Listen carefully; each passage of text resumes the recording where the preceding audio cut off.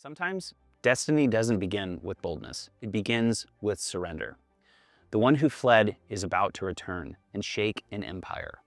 Moses stands before Pharaoh, tired, reluctant, but obedient. And Pharaoh laughs.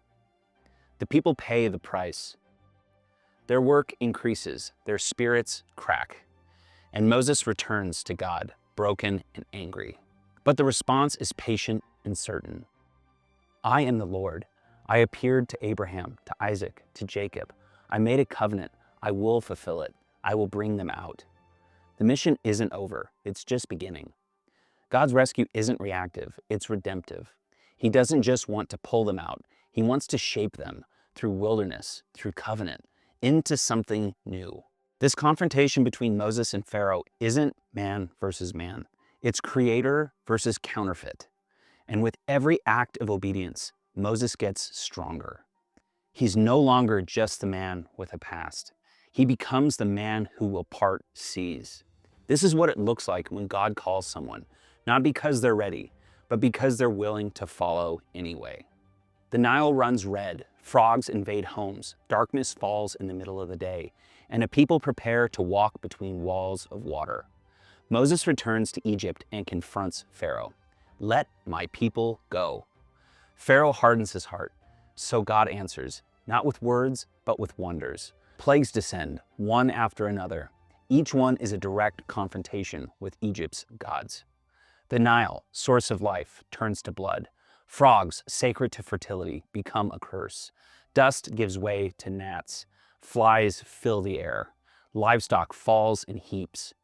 Boils erupt on skin. Hail pounds the fields. Locusts devour what's left. Then comes darkness, thick, suffocating, a direct strike against Ra, the sun god. Still, Pharaoh clings to power. Then the final plague. God instructs his people to prepare. Take a lamb without blemish. Slaughter it. Brush its blood on the doorposts. Roast the meat, eat in haste. Cloaks on, sandals strapped. Because this will be the night. At midnight, the destroyer comes. And where blood marks the home, he passes over. But in Egypt, every firstborn dies. Pharaoh breaks. Go, he says, leave us. So they go. Hundreds of thousands, caravans of former slaves led by a pillar of cloud. But Pharaoh changes his mind. He sends his army. The people panic as they reach the sea. They turn on Moses. Why did you bring us to die? And Moses says, stand still. You will see the salvation of the Lord. He lifts his staff, stretches his hand, and the sea splits. Wind blows all night. Walls of water rise up. They will walk through on dry ground. Egypt follows, and the sea crashes down. On the other side of the sea, there are no longer slaves. They're free. That night of Passover changes everything. It becomes a yearly rhythm, a feast, a memory. Every child will ask, why is this night so different? And the answer will echo, because we were slaves and now we're free. But freedom isn't easy. The moment after deliverance is filled with uncertainty. They don't know the desert. They don't know where they're going. They only know who brought them out. The pillar of cloud by day and fire by night doesn't just lead them.